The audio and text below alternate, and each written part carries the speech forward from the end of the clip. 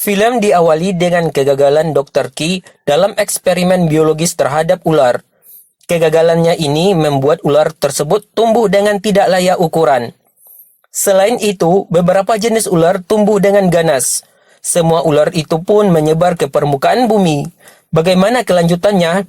Simak terus ya guys, dan jangan lupa tekan aja tombol subscribe dan nyalakan notifikasinya.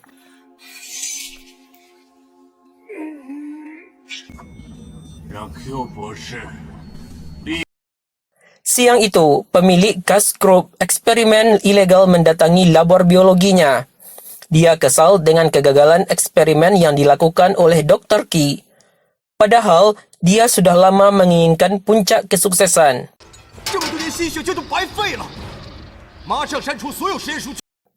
Pemilik labor biologis ini terpaksa memerintahkan pegawainya untuk memusnahkan seluruh ular dalam labor tersebut, termasuk seekor ular raksasa yang tumbuh di luar kendali mereka.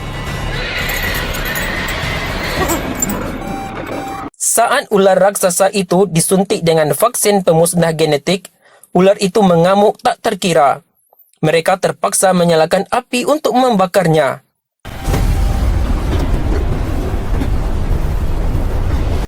Tapi usaha mereka sia-sia. Ular tersebut terlanjur ganas meluluh lantakkan seluruh fasilitas labor dan membunuh pasukan mereka satu persatu.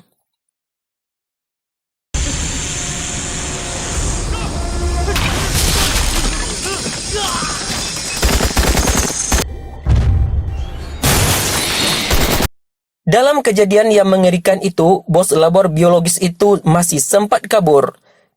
Tapi dia tak mengizinkan dua pengawal ceweknya untuk ikut naik helikopter bersamanya. Melainkan mereka diperintahkan untuk berjaga-jaga.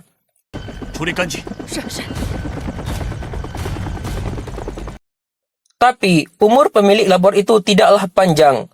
Ular raksasa itu menerkam helikopternya hingga meledak dan seluruh penumpangnya hangus terbakar. Begitu juga dengan ular yang berada di pembuangan. Mereka kembali hidup mengganas. Jutaan ular itu menyerang dan membuat petugas labor kewalahan. Gas api sudah disemburkan. Tapi ular tersebut terlihat semakin ganas. Bahkan, para tentara juga dikerahkan untuk memusnahkan ular tersebut. Untuk menghindari ancaman lebih serius, para tentara ini memusnahkan labor eksperimen biologis tersebut. Bahkan, karena sudah terdesak, mereka terpaksa menembak para petugas labor. Karena petugas labor menjadi ancaman terlambatnya pemusnahan labor itu. Belum sempat tentara tersebut memusnahkan labor, ular-ular besar menghadang dan memangsa para tentara tersebut. Sehingga situasi di labor semakin kacau.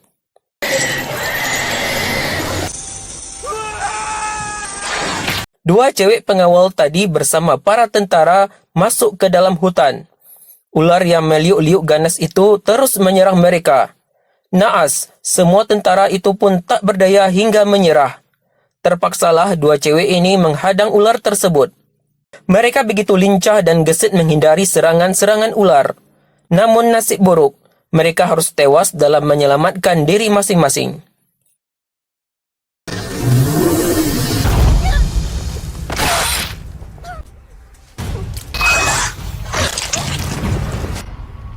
Para tentara yang tersisa kabur menuju pantai dan menyeberang menggunakan bot. Cerita baru dimulai guys. Beberapa tahun kemudian, sebut saja Kim. Dia sedang menikmati suasana di atas kapal pesiar. Saat berada pesta poria di atas kapal, Kim melihat sebuah kegaduhan. Kim ini akhirnya turun tangan menghadapi para mafia di atas kapal. Kim menghajar preman yang berbuat gaduh tersebut, karena preman itu mengetahui sebuah rahasia dari dalam tas Kim. Kim ini mengejar preman itu.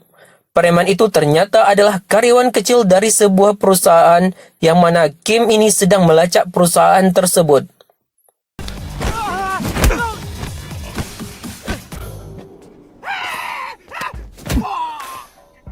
Selang perjalanan kapal pesiar itu, datanglah jutaan ular yang merayap di dalam kapal.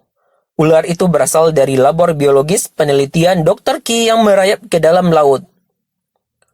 Ular tersebut mulai menyerang penumpang di kamar mandi dan kamar tidur. Jutaan ular itu merayap hingga ke lokasi pesta poria.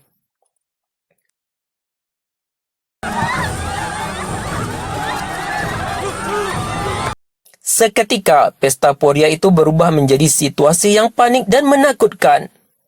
Hampir semua peserta pesta poria itu tewas digigit ular. Ular-ular itu pun masuk ke bagian dalam kapal. Kim yang mengetahui kejadian itu berusaha untuk menghindari ular bersama penumpang lainnya. Situasi dalam kapal semakin panik. Tak hanya ular kecil, ular besar pun ikut menyerang kapal hingga kapal itu menjadi oleng.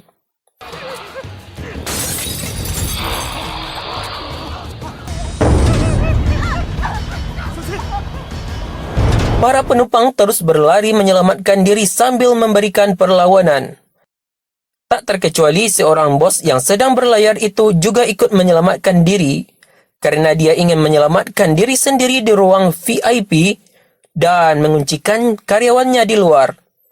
Nasib naas, ternyata ular raksasa itu sudah berada di dalam ruang VIP.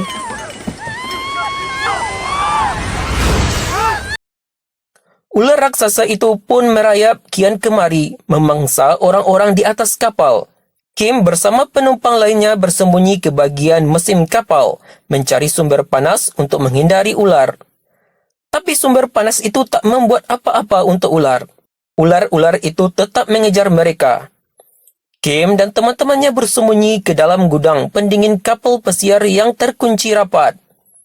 Mereka tak kuat lagi dengan gudang pendingin karena bisa mati kehabisan oksigen. Mereka merencanakan sesuatu untuk keluar dari gudang.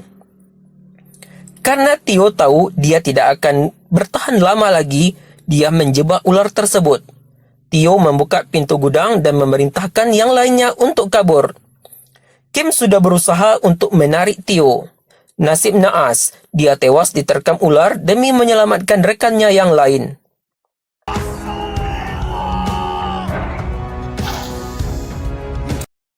Mereka terus menelusuri tiap lorong kapal mencari jalan keluar untuk menyelamatkan diri. Kim sampai di luar kendali kapal. Mereka menemukan awak kapal tersebut telah tewas. Mereka berusaha untuk menyalakan kapal hingga bisa berlayar kembali. Mereka sangat gembira dengan hidupnya mesin kapal. Di tengah menikmati perjalanan, tiba-tiba kapal pesiar mendeteksi ada pulau di depannya hingga kapal pesiar itu oleng. Ternyata seekor ular raksasa menghambat dan menghadang kapal pesiar tersebut. Mereka akan kabur menggunakan sikoci. Sementara itu Kim tak ikut bersama mereka. Dia memecahkan mesin kapal dan menyiraminya dengan bensin. Dia berencana membakar kapal bersama ular raksasa itu. Kim memancing ular dan meledakkan kapal pesiar.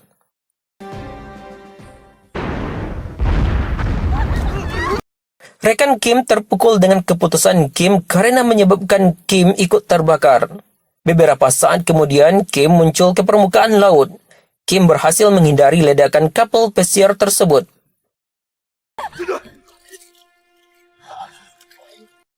Mereka terus berlayar menggunakan sikoci hingga terlelap. Ketika terbangun, mereka sudah berada di pinggir pantai. Mereka menelusuri pinggiran pantai. Saat melewati bebatuan pantai, Sinta tersandung hingga kakinya berdarah. Tiba-tiba tumbuhan aneh itu hidup dan menerkam Sinta.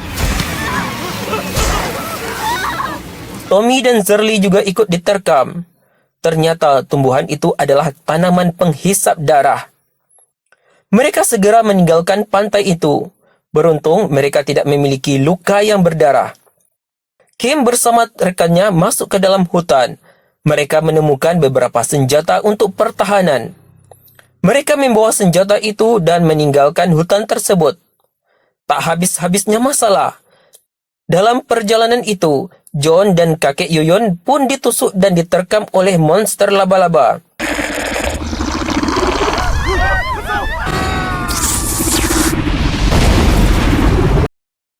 Monster itu pergi setelah mereka tembak dan meledakkan bom.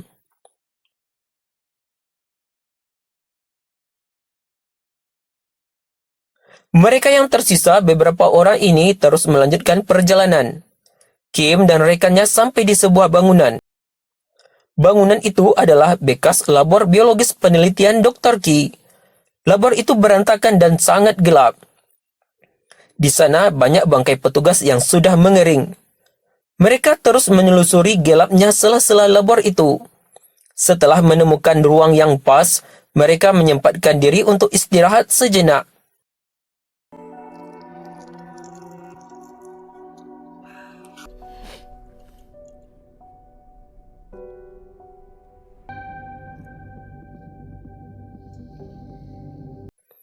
Kim tersadar, dia mendengar suatu gerakan. Dia adalah penghuni labor yang masih hidup. Dia ingin bergabung bersama Kim.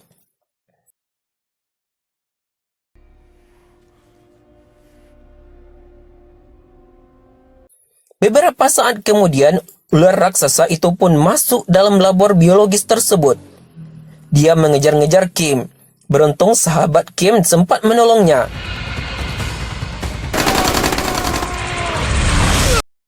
Kim dan rekannya menyusun strategi untuk memusnahkan makhluk yang bukan milik alam ini.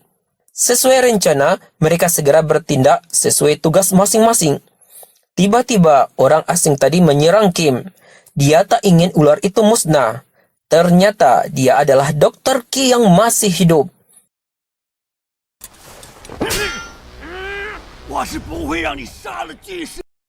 Dalam perdebatan itu, ular raksasa itu muncul. Dia sangat tunduk kepada Dr. Ki.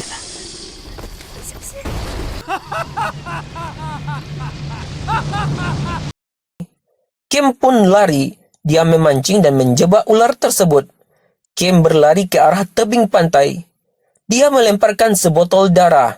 Darah itu membuat tanaman penghisap darah terbangun. Saat melompati tebing, Kim melukai ular tersebut dengan tombaknya. Luka ular tersebut membuat tanaman penghisap darah menyerang dan menghisap darah ular. Ular raksasa itu mengerang dan musnah.